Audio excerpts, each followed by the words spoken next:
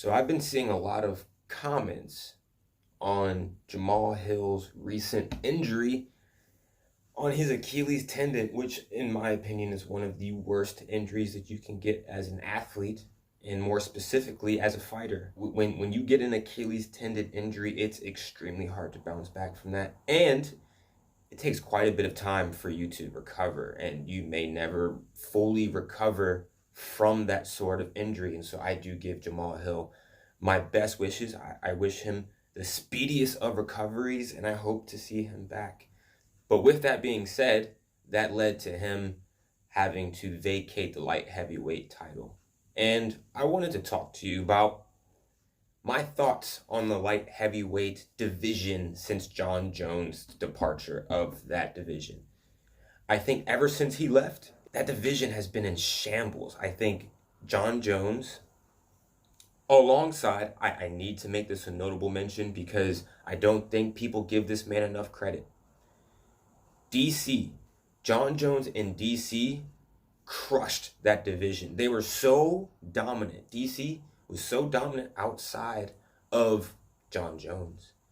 He swept that division completely. Jon Jones swept that division completely, and they left it, like I said, in shambles. And so when you look at the state of the light heavyweight division now, where's the spark? Where's the spark? We had Jamal Hill, and I'm going to be honest, I liked Jamal Hill as a champion. Do I think that he was going to be the next dominant force in that division? I don't know. I think that he had a lot of potential, massive amount of potential. But what I'm trying to say is that Jon Jones in DC left big, and I mean extremely big shoes to fill. Jon Jones being the most dominant champion in UFC history. Then DC, right under him, also being one of the most dominant champions in UFC history. Also an Olympian who would just crush fighters. Jon Jones would just crush fighters. So not only did one fighter wipe that division, two fighters wiped that division. And now what do we have? What do we have in that division? I can't even really name off the top of my head who the top 10 in that division are. I really can't. What? Jon? Jamal Hill? I mean, I don't have my computer right in front of me, but hold on. I can get my computer right in front of me. Hold on. Okay. So here's what we've got, people. We've got Jamal Hill as what the UFC still says is champion, and they will update that as time goes on. You know that championship is still floating around. We've got Jiri as number 1. We've got Magomed as number 2. We've got Jon as 3. We've got Alexander as 4. 5 would be Nikita. Tied in 5 would be Johnny Walker. 7, Anthony Smith. 8, Volkan. 9, Paul Craig. 10, Ryan Spann. No disrespect, people. These fighters are solid fighters. But if you compare that division to any other current division in the UFC, besides maybe the 125ers, and the 125ers, they have some bangers in that division. They really do. What I just saw in the last 125 title fight, that was a really, really good fight. And I wouldn't dare compare it to the 170, to the 155, to the 145. I wouldn't dare compare it to that. Maybe the heavyweight division. I can't. Maybe the heavyweight division. But do you see what I'm saying? That we're talking about a division that many of us came into watching the UFC as the light heavyweight division being one of the most dangerous divisions. Like if you weigh 205 pounds, look out.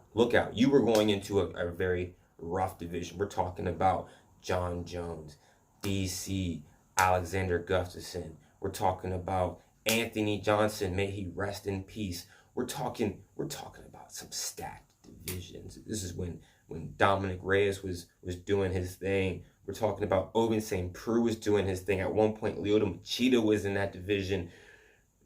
Vitor Belfort was in that division. Rashad Evans.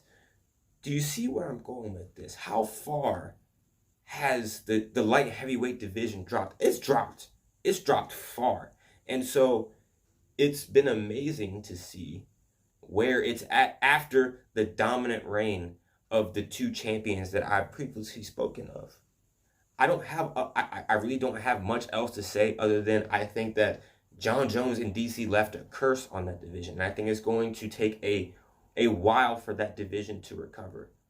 And so that is one, I wouldn't even call it a problem, but that's one aspect of having a dominant champion in these divisions, is that after a champion retires and he swept the whole division clean, what is left of it? And so I think there can be an argument for the UFC creating maybe more, weight divisions. I would love to see that. If I had to put in some sort of idea for the UFC outside of, I've spoken on this before, judging, changing how judging is, because that is just abysmal right now. It's just it's terrible right now.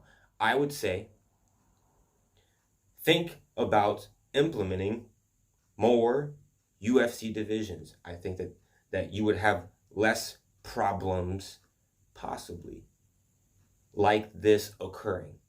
And so, like I said, I wish Jamal Hill the speediest of recoveries. It's going to be interesting to see how this division recovers. Maybe Alex Pereira might be able to revive this division. But if Alex Pereira becomes, I'm telling you, if Alex Pereira becomes the 205, if he becomes the light heavyweight champion in that division, look out. You might be seeing another dominant champion who's just going to wipe it clean. It's going to wipe the division clean. And so I look forward to seeing Alex Pereira fighting in the 205 division. And wouldn't it be something if Izzy decided to move up to 205 as Alex Pereira is champion? That would be huge. Come on, make me a matchmaker. Come on now, UFC. I'm creating a story here. Izzy fighting Alex Pereira for the 205 championship, alongside that being a rematch, alongside their illustrious history together. Izzy getting another get back, possibly, or Alex putting another stamp on a fight that those two are involved in. That's something to watch. And so I will catch you guys on the next one. Don't forget to subscribe, like, comment, all that beautiful stuff. Peace.